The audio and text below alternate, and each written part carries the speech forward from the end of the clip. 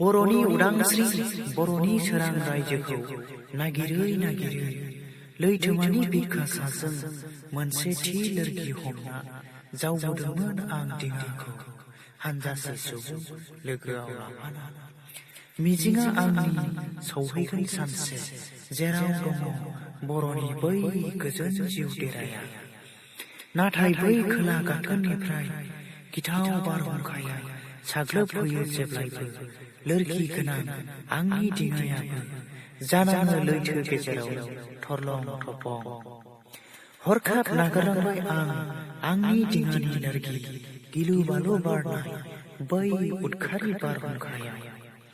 आं दिनै बुसोम जाबाय, आं दिनै सफैनांबाय नैबे न' मेन्स लेन्ड, जेराव रावबो थानो गोसो जाया, जेराव रावबो थानो हाया।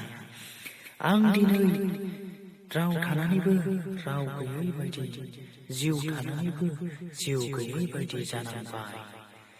सुथुरा दिनै बारहुंखानि महर लादों, मोख्रा महर लानानै सोरगिदिं मोसाफैबाय, मोसा महर लानानै सोरगिदिं सोगोम फैबाय, जुनारनि महर लानानै बर'नि रायजोआव गाग्लोबफैजोब्बाय। आय' रोजा रोजा जोहोलाव जोहोलावजोफोरा बोलि जानांबाय। बिमा आरो बिनानाव हारिया जिनाहारि जानांबाय। संसार लैथोआव आन्दायरोम मोनबाय। हे बर'फोर, नोंसोर दा गिल दा नागार दा फावसाय। सौहैनांगोन सानसे, लाबोनांगोन सानसे बर'नि बै गोजोन जिउ देराखौ। एसेनोसै। लोगोफोर, नोंथांमोना बे आंनि खन्थाइखौ मोजां मोनदोंब्ला लाइक खालाम, शेयार खालाम।